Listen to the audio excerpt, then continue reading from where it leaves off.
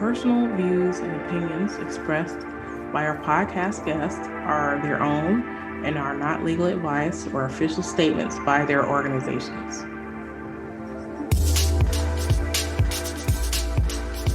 Hello, my name is Debbie Reynolds. They call me the Data Diva.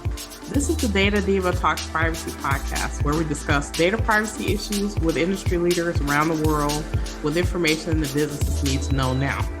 I have a special guest on the show, Brendan Sullivan. He is the CEO of SullivanStrickler.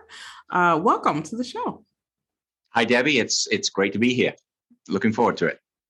Well, this is going to be a fun podcast. So, Brendan, we met on LinkedIn. You called me up. You invited me to Atlanta to go to a roundtable, which was great, with you and some of your clients. And you're in the data retrieval space. To me, I think it's really fascinating because I think this is something that all companies deal with, but if they think it's in the back room, we don't have to worry about it. But what we're seeing in terms of, especially privacy, we have laws and regulations that are saying, hey, what are you doing with this data? How long are you keeping this data? Like, why do you have it? So tell me a little bit about your trajectory into your work in data and where you are now. So I graduated as an electronics and telecommunications engineer, and then moved into a company that developed 64K static RAMs, which is really aging me. So that was back in about 1984, 85, and then 85. I moved to a company that was developing the world's first square tape cartridge with IBM. I didn't work for IBM, but we were working with IBM. It was a 3480 tape cartridge back in 85. So since 85, I haven't really left tape or backup since then. So it's been a kind of a lifelong career in that area. So initially, I would say the first 15, 16 years of that was in development, production, development, marketing, and selling of backup tape technology, 3480. We built the first DLT tape cartridges. That was I was a member of the team that did that. So a lot of the old technologies, and we also retired the last 9-track tape technology. So it's always been tape and backup. And then around about the late 1990s, we were getting squeezed out, if you like, from the tape manufacturing, from being an effective tape manufacturer. The technology was getting extremely dense in terms of the recording, that lent itself much more to companies like Sony and Fujifilm to develop, and we needed to reinvent ourselves. And so I was tasked with part of that, where could we take our technology? So at that point, we moved to services, and I moved to the States in '99. I should say I worked for a company called Anacomp at the time, Anacomp Magnetics.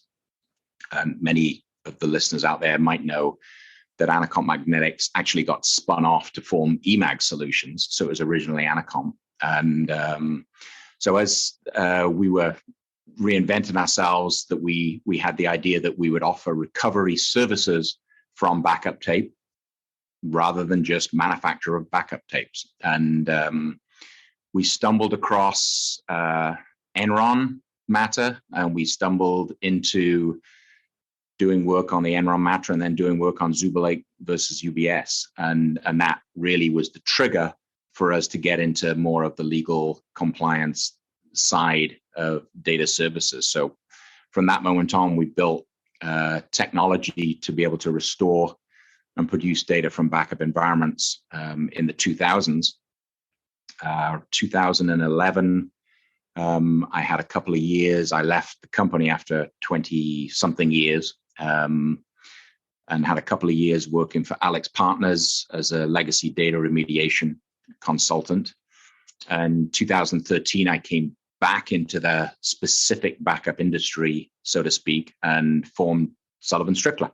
So we're coming up to 10 years old, and we've been building a company that specializes in restoration, production, advisory, consulting services in and around primarily the kind of the backup market. But I would say in the last 5-6 years, the vast majority of our technical development has been triggered, if you like, by changing regulations and data privacy requirements on that data. And that's kind of lent itself to the tools and services that we now offer.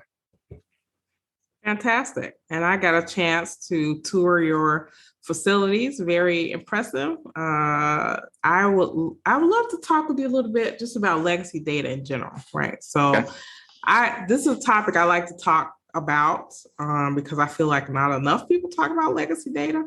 So all companies, unless they're brand new, right, have some type of legacy data. So maybe something, stuff that has maybe aged out in some way. Maybe is storing data from maybe software that people no longer have or use. So tell me about just the legacy data problem. So to me, I think it's a huge problem. So I think legacy data is a huge problem because companies keep data too long, first of all. And then a lot of times they don't have a good strategy for how to deal with data at the end of its data lifecycle. Tell me a little bit about that. Yeah, there's a lot to unpick in that question. So what I would start by saying is, from my perspective, I think the legacy data problem, as it so to speak, really came with Windows and UNIX. In terms of, if you go back 30 years, when the vast majority of data that was being created and backed up were managed on things like Unisys systems, IBM mainframes, IBM AS400s, and particularly the mainframes, and the way that they managed data in the 70s and 80s, it was much more transactional type management process, in that you would create a data set, write it to tape, update that data set, rewrite it to tape. So there was a much more daily backing up of data. And of course, what that meant largely was that the terminal was dumb, so to speak, in that it didn't have its own storage where this data was created. And but what it also meant is that you weren't backing up junk that you didn't have to back up. So as the PC came to fore and processing in and around Windows and UNIX environments developed, it became much more economical, or it was economical for programs to be run locally, as in software application programs to be run locally, and then archived and then backed up either on a daily, weekly, different methodology, incremental, differential, and full type backups. And of course, what this meant was that data was dumped to disk and then backed up to tape, and then subsequently backed up to disk, like a NAS or a SAN type environment. But it was all together. And so the actual data that was being backed up, the IT administrators of the day, their major challenge was their backup window, which meant that you get a certain amount of time at the end of the day or at the end of the week to back up the data from the company, from all of these different people that were networked on the system. And the push was, we got to back it up faster and we got to back it up cheaper. And so the software companies answered with, okay, we've got a great new way of multiplexing or multi-threading, or we'll put a whole string of tape drives together and we'll back up the different portions of data that you've got to back up as fast as you can. And if you imagine, it's like a bucket of all sorts of different types of data that gets backed up as quickly as it possibly can. And then that bucket is your media repository, whether it be a tape or a disk. And that's great. You've backed it up. You've done it quickly. You've got it safe. But regulations that have since come in, litigation that since comes in, that since shows itself requires the unraveling. And I think the key is, when you talk to people about backup software, the key is in the language. You're talking about backup software. Very few back in the day called it backup and recovery or backup restore software. So there was much more focus on backing it up quickly rather than retrieval of it.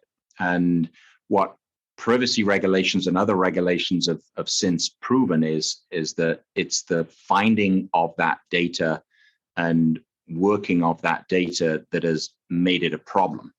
And so consequently, I think you could really term two ways to organize data, two fundamental ways. You either get it right at the start, where you push data into known locations so that they can be easily identified and therefore retrieved, or you have to index a lot to figure out what you've got after the event. And we've been going through a 25 year transition where both those sides of the field have been worked on, in that records information management techniques and rules, the ability to categorize and classify data correctly has dramatically improved with companies as they've taken this far more seriously. And the ability to index and search with technology, machine learning, AI type technologies and search platforms have made it easier to find it. So we're solving the problem from two angles, or trying to solve the problem from two angles. But we have a massive bucket of largely unstructured data that is legacy data that we don't know what it is. We don't know where it is. But we do know that regulators think it's important. Companies think it's important. Litigators think it's important. And candidly, that's why SullivanStrickler exists. That's what we're in business for. Very good. I would like to talk about the cloud a bit. So before the cloud, so people had data on servers, right? They had these backup routines. So, and I want to touch on something that you and I had a chat on LinkedIn. I thought was a very interesting insight that you made, which was backups were only seen or should have been seen as kind of short-term storage. And now people see it as something different. But I want to talk to you about that. And then also, when people started putting things in the cloud, some people would say, well, since it's in the cloud, I don't need a backup of it, right? But I don't think that that's true. Because unless you pay extra for it to be backed up in some type of way, the way that the cloud environment works, they store things in real time for you. So let's say John is a disgruntled employee. He goes into the cloud, deletes all your stuff. You go back to the cloud vendor. You're like, well, this happened like 2 days ago. John deleted all the stuff. And they're like, well, it sucks to be you, kind of, right? So tell me about that issue with the cloud. And then also your thought about, backups really initially being supposed to be short-term storage until you can update it. So it's heavily misunderstood in terms of what a backup is or what it should be, and I think it's been corrected largely as professional companies over the years have recognized how data was being managed inappropriately, and now it is largely getting managed much more appropriately. So I would define backup as a short-term duplication of data. So if I'm creating data in a company on day one, and I want to, if there's a disaster of some description, whether a server goes down, there's a fire or an accident or something like that, I need to get that data back the following day or the following week, or I write it over. I might write that data over. So if I'm creating data on day one, and then I leave and I go home and I come back and I create data, slightly different data the following day, then it makes perfect sense for me to have a backup of that data on day one, and then I discard it on day two. So because I've refreshed it. Now, if I don't do that, then what I'm doing is, if I'm creating 100 gigabytes on day one and 100 gigabytes on day two, then I've got 200 gigabytes when maybe I only need 105 gigabytes, so to speak. So backup needs to be recognized for what it is. It's a short-term duplication of data. Archiving is different. It's data that you have to keep, data that will not change in a short period of time, and data that you might have to keep for 7 years or 5 years or whatever it is. And so you push it to a similar repository, a similar media repository for safekeeping. And I think what's happened over the last 20, 30 years is we backed up everything, and the term archive and backup have not really been distinguished adequately, and they've resulted in a huge amount of what I would call junk. When you're creating any data in an organization, you might have data that you need for business, data that you need for regulatory reasons, for compliance audits, and data that you might have to preserve for litigation. And outside of that, everything else really is junk. And so when and it's definitely in vogue to move a lot of data to the cloud now. It's probably a good archive platform. I don't think it's a good backup platform. I don't think anybody would argue that it was a good backup platform for that, because it's largely been shown that actually the egress data, pulling it out of cloud, is extremely expensive and can be slow. Putting it in there, if you're not going to touch it frequently, can be very cost effective. So I think it makes a lot of sense for companies to put the minimum amount of data in the cloud as possible, and data that is actually going to be archived and not looked at on a regular basis. Otherwise, it's going to get expensive and it's going to cause problems. And not least of which, various organizations like Gartner have done research into typical data that gets put to storage repositories, whether it be archive or backup. And outside of that business, regulatory, or litigation pool, the junk, which might be a personal photograph that's attached to an email, that a friend has sent you or something like that. Do you really want to pay money to keep that? And in 5 different instances across your backup repository? Not least of which, there's all sorts of risk data that you don't want out there, data that might have been risk-free to have in your organization on day 1, but by day 10, it's a high risk, it's a liability.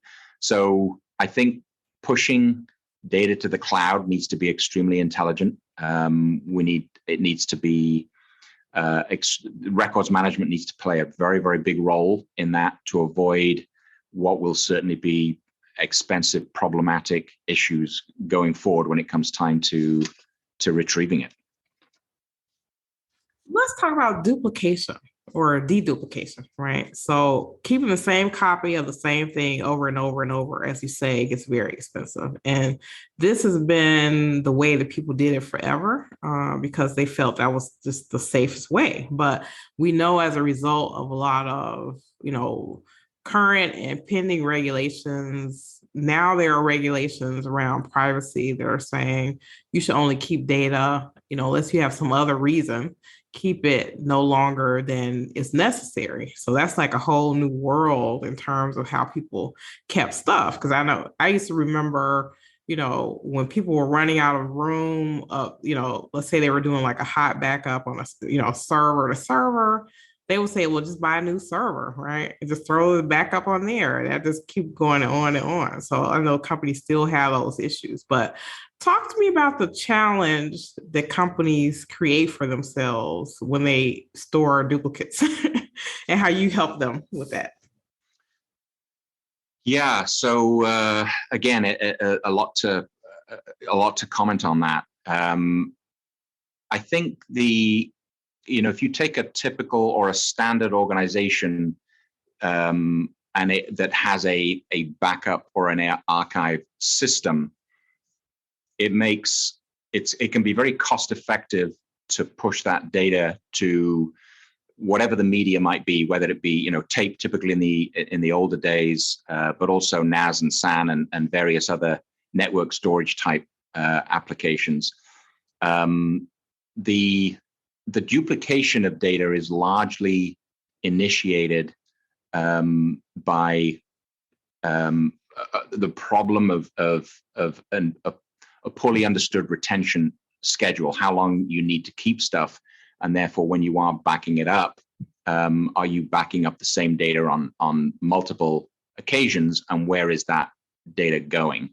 We would classify data by type, by category, as sessions. And that's largely how backup software companies would manage data. And so that data, for example, if I have a print server, or if I have a Microsoft Exchange server, or a SharePoint or Oracle database, whatever it is, the servers that have that data backed up from the backup softwares organize them into sessions. So I might back up my Oracle data as a backup session, and I might back up my print server as a backup session. And then all of those sessions can go to the same repository, but they may have different retention schedules. In fact, they almost certainly will have different retention schedules. And once they've gone to the same storage repository, the ability to manage them to different retention schedules becomes problematic. So if I have data that has that might become a risk or might become a legal issue, and it co-populates a storage repository with something that has to be kept for 30 years, then clearly one backup session data makes it problematic, or forces you to keep something that you don't want to keep for legal reasons or for risk reasons, I would say. And so the ability to remediate data by sessions can be extremely useful, and it can be extremely useful for regulations that might be driven by data privacy, for example. So it may be very difficult to take somebody's PII that might be backed up, maybe, or PHI that might be backed up on a storage repository somewhere. It might be very difficult to take that person's personal information out of a storage repository without taking everything else out. But it can be much easier to, if the whole data class doesn't need to be kept, or a certain data class does need to be kept, it can be a lot more cost effective to actually take only the type of data by class out of the system and maintain the stuff that you have to keep for long term. So in fact, it's I would hazard a guess that 80 to 90% of the technical development work that our software engineers do in our company are focused around elegant and efficient ways to unravel data rather than restore any particular data. Because I think it's increasingly the case that companies are recognizing the risk and recognizing the potential data privacy challenges and recognizing the regulatory problems, that they may be getting it right from day one forward, but they've got this reservoir of potential risk and potential problems, and unraveling it is the challenge. And we've developed technology, and I think it makes the most sense to try and unravel the data that is at risk of falling foul of a data privacy regulator. It makes sense to unravel it by a session of data, or a server, if you like, of data, rather than the individual custodians themselves. I agree with that. It's such a tough problem, because so we're moving in from a situation where a lot of companies, too many companies, say, well, let's just keep everything forever and then we don't need to think about it. But now you really have to think about it, right? Because now you have all these issues. So I have a question for you, Debbie, if I can. Yes. So, on this topic, it's really, like I mentioned, it's probably 80% of our technical development is unraveling this data. And we see a lot of the data privacy regulations. The one that seems to be the most appropriate one regarding legacy data is the right to be forgotten, or that's the term that's been largely used within GDPR. Although a lot of the privacy regulations have something similar where somebody wants their data removed or somebody requests that the data be removed. So what we don't see a great deal of is where that, we see many instances and sanctions, if you like, where those instructions to remove data is affected. But we don't see too many instances where companies are forced to respond to those right to be forgotten requests on legacy data. And I'd love to get your take on why do you think that is? Is that something? Are they going to get sharper teeth as data privacy regulations evolve? Is it a lack of knowledge as to how to go about it, or a lack of ability on how to go about it? Where do you see this developing with regards to legacy data? Good question. I think a lot of it is around lack of knowledge and lack of ability in some ways. And so in the US, we don't have a right to be forgotten, but in some places we have a right to deletion. And I think sometimes those rights are time bound. So, they don't have to go back forever and ever and take, your data. But then also, it's pretty interesting. So there are some cases, some right to be forgotten cases in Europe, and these are around like Google and stuff like that. So they're basically saying, Google, we want you to de-link this data on the internet so it doesn't erase the data. It just makes it harder for people to find the data. And so I think also there have been some cases, and this is not a blanket thing altogether, but there have been some cases, especially in legal circles, the thought was that, especially if something was on backup tapes, that it would be too difficult to access or difficult to deal with or too expensive. So I think it's more on a case-by-case basis. So I don't see anything that says like you definitely don't have to go into, legacy data or whatever. But I do see, if data is easier to access, in the future, I'm sure that that people who do these cases will probably want to do that. So I think, I remember when people have stuff on premise, and lawyers will say, "Oh, we can't, get data from backup tapes because it's not reasonably accessible," right? But that's no longer true, right? With a lot of the technology that you have, some of that stuff is easier to access.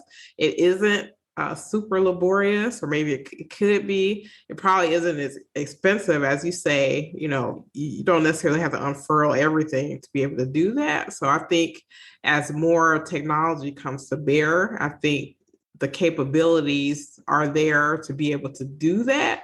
But I think, the people who are asking for this or thinking about it, they need to have more education about what is possible. So I think that the thought had been, oh, it's not reasonably accessible because it's on a backup tape or whatever. It's like, but we know the technology is more sophisticated than that.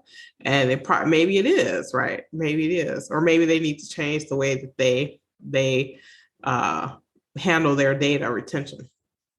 Yep, I couldn't agree with you more. It's the challenges that were evident, and the costs and the challenges that were evident 15 years ago are not necessarily the same today. So yeah, couldn't agree with you more. Yeah. Now, one thing I want to talk to you about is obsolescence, and your team does something fascinating that I've not seen anyone do. So I'll give you an example, and then I want you to tell a little bit about the thing that you do around writing software for obsolete data. So let's say someone had a court order and they had to keep maybe backup tapes or some type of hardware that has data on it for, I don't know, 10 years, 15 years, 20 years. Like this is not, I have actual cases like this, right? So the problem with that is that, and maybe this is very similar to what you think about legacy data and backup tapes when people, like a right to be forgotten.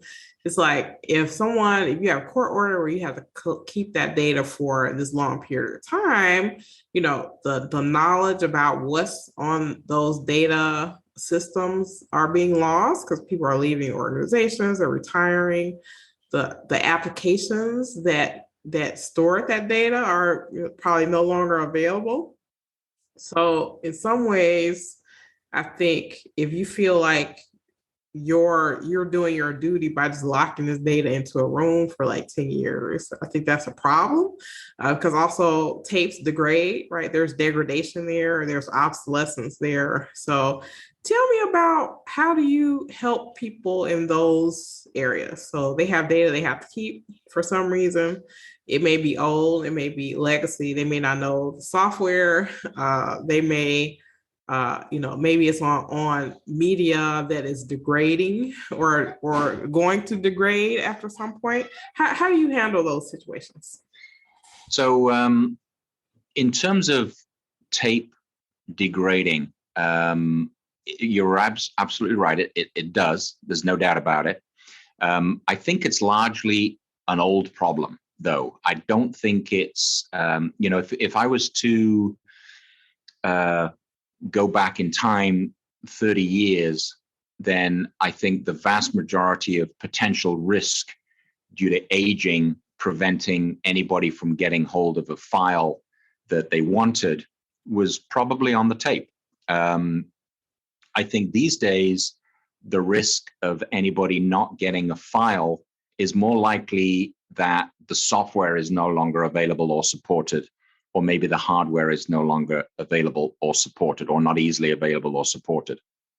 The tape itself, it's developed. 30 years ago, it was iron oxide material was largely used to back up, certainly with 9-track tape. And then a better compound that came out was chrome dioxide. And so on 3480 and on various other tape technologies, chrome dioxide was used. And then metal particle or metal pigment was the coating material used. And more recently, it's become barium ferrite and now strontium ferrite on the latest LTO tape technologies. So each of those materials that have been used in backup tape, as they get harder and harder, and they require weaker and weaker, or a lower and lower signal to be able to read the flux transition, or the actual bit of data, the 1 or the 0 that's recorded. So they last longer on the tape surface. They require less current to read, and the particles are much harder, which means that the stuff that we used to see, like edge damage to tape or debris being generated, is much, much less. So I would say that if you have purchased a tape technology in the last 10 to 15 years, you're going to be reading that in 30 plus years time. It's much more solid.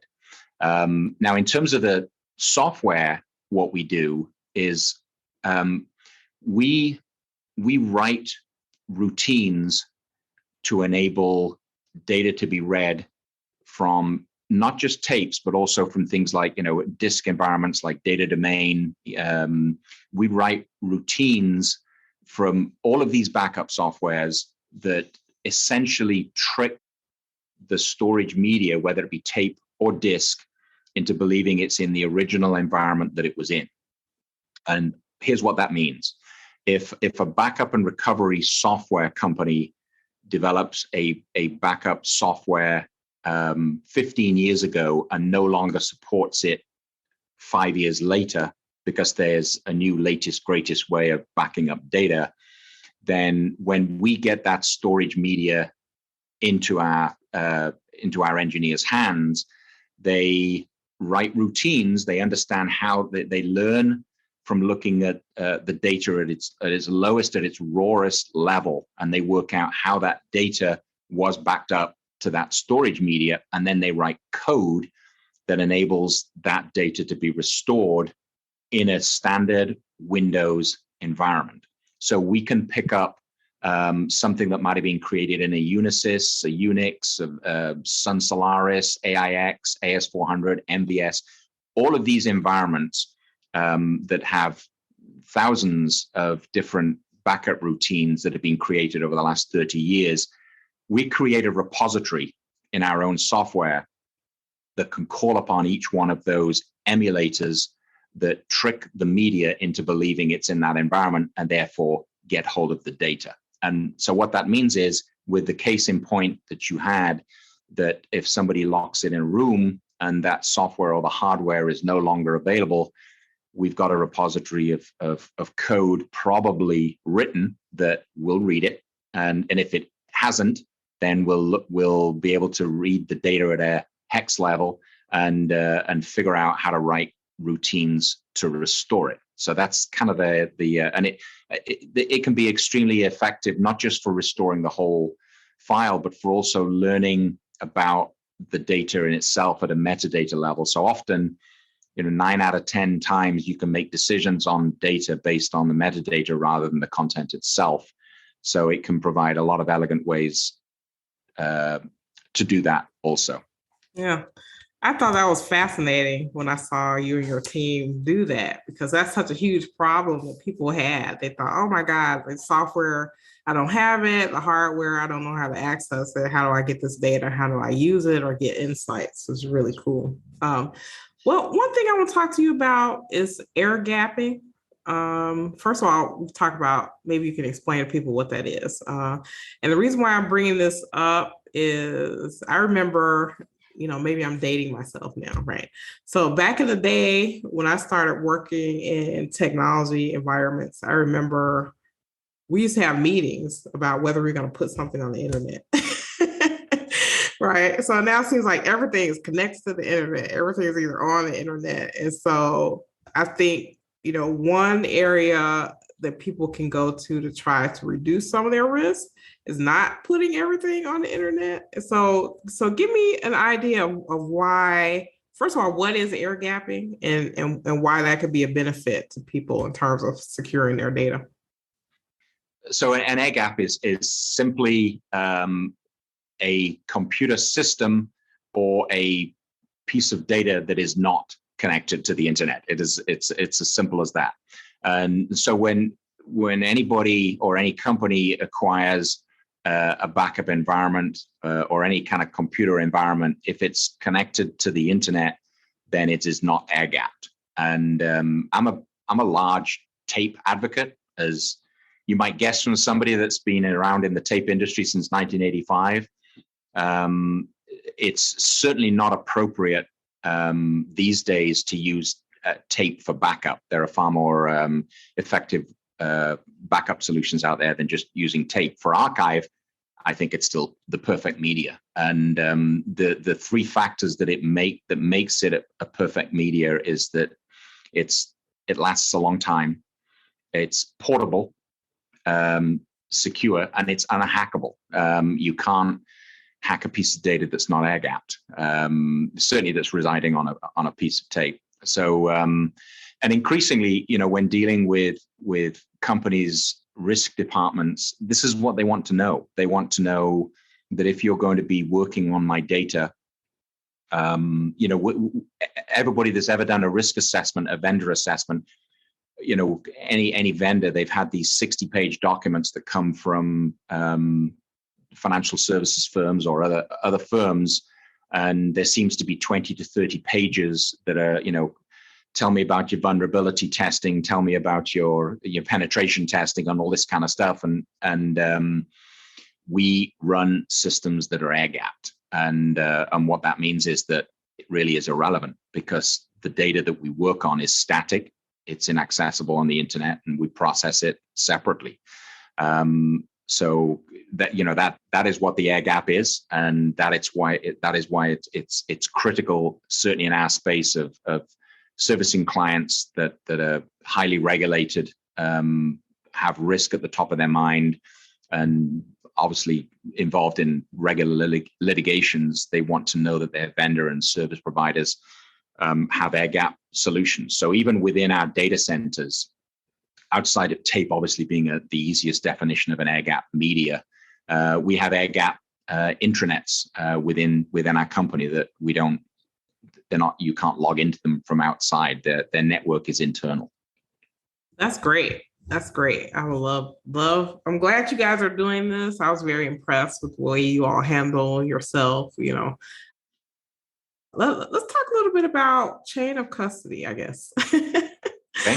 So chain of custody is kind of a boring term, I guess, but it's very vital in terms of who has data, what they're doing with it, and having that chain of custody in terms of knowing who has what will definitely lower your risk profile, because then you know what your exposure is. Talk to me a little bit about the importance of chain of custody in data.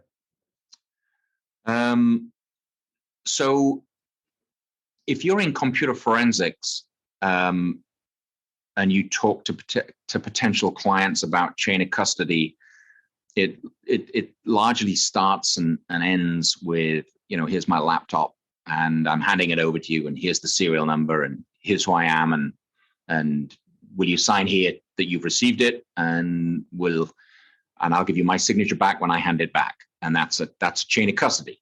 And then whenever once that chain of custody has been transferred, then you're responsible for that asset, that digital data asset, and until it gets handed back. And that, it's part of an evidentiary route that is important. But chain of custody is a much more detailed event, especially when dealing with major corporations and highly regulated industries, in that it's not just the vendor or the recipient of the media that needs to be involved, or that is often required to be involved. At a much more extensive level, it's tracking of both the physical asset and the digital assets within that physical asset throughout the whole process. It's audit trails, it's logs that are created at every stage of the processing of data, so that the data controllers, so to speak, that might ultimately end up being the data processors of data that you receive. It's have I got your media, whether it be a laptop or a backup tape or a disk? B, when did you assign control? C, where was it when it was in your organization? And D, where did the data go once it was in your organization? And then I think we're up to E or F. And then what people had access to it? When did they have access to it? When did they pick it up? When did they hand it over? And then finally, how was it modified, if it was modified? So chain of custody documents that we often see with highly regulated big businesses can end up being 25-page documents or more from the time that the asset is picked up to the time that the asset is either destroyed or handed back.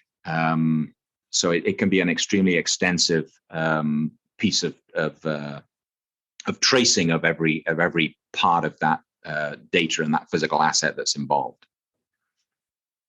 And I think from a privacy perspective, we're going to see a lot more emphasis on, especially like you said, those tracking, those logs, like the audit trail about who touches data, because some of these, laws, not just data breaches, right? So data breach is one thing, but then we're seeing a lot of companies get in trouble for unauthorized access, right? So it's not necessarily a, quote unquote breach, but if someone has some type of unauthorized access, there are probably some type of audit trail that exists there that tells either that happened or it didn't happen, right? So I think that we're just getting in a very data intensive part of the world or part of life right now, especially because there's so much onus on maybe the lineage of data, like where, who has it, where did it come from, where does it go to, who has access. So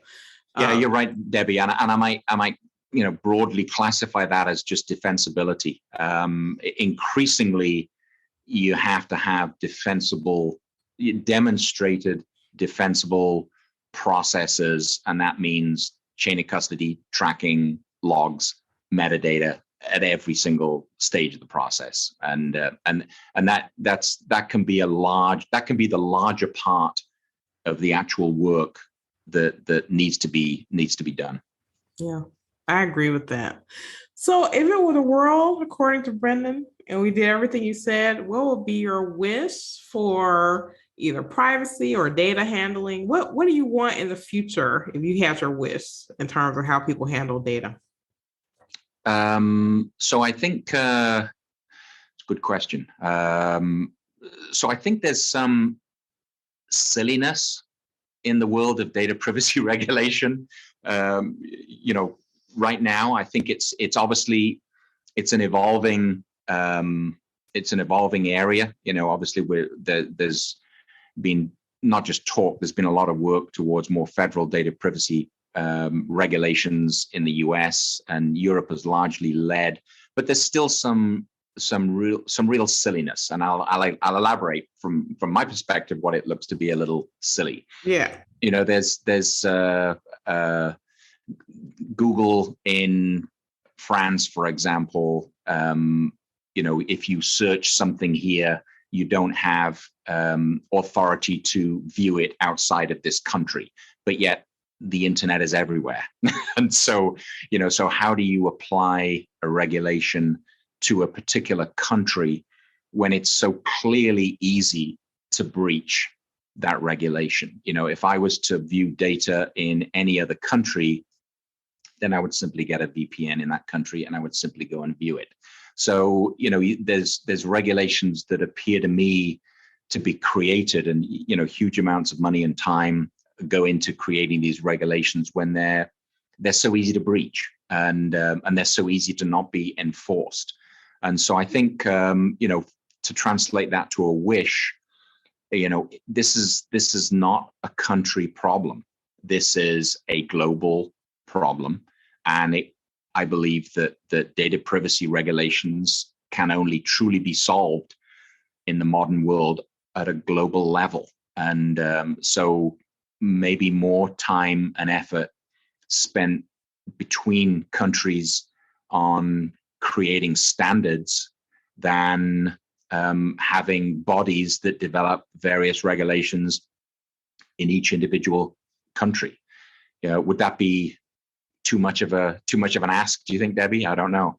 That's a great ask. I would love that. I talk about that a lot too, because I feel like we all have the same problems, even though we're in different jurisdictions. So I feel like we probably have so many of similar problems, and maybe if we can come up with some baseline understanding, about some baseline things, so we can actually get more done. So I agree with that. Yeah, and if you kind of follow through from that wish, it shows itself in huge inefficiencies as a result of it. Right. We again, different countries create things like safe harbors, or yes, you can look at my data, but only if you're in this country, or only if you're in this certain jurisdiction, or maybe I can create a safe harbor for this, but not for that. And if there was a much more standardized global regulatory oversight, then those could be dramatically simplified as well, which would really lower cost and make discovery a lot simpler, I think. Yeah, I agree with that. And I'll also add on to your wish, is that I wish that a lot of these regulations were written with how technology works in mind. So some of the things that are written, it's like, well, that's not how technology works. Yeah. So you're asking for something that first of all, it either can't be done or can't be done efficiently, or people try to develop something to answer that question that doesn't exist. So I think we're kind of chasing our tail and some of the stuff. Yeah. Yeah.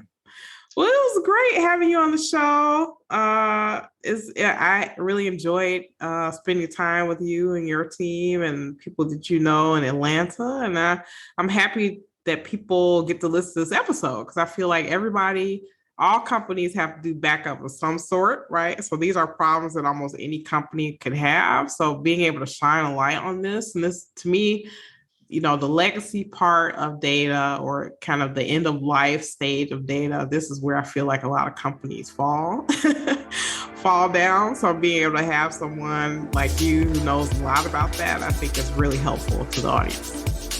Excellent. Thanks so much, Debbie. It's been a pleasure. Thank you. Talk to you soon. Will do. Bye.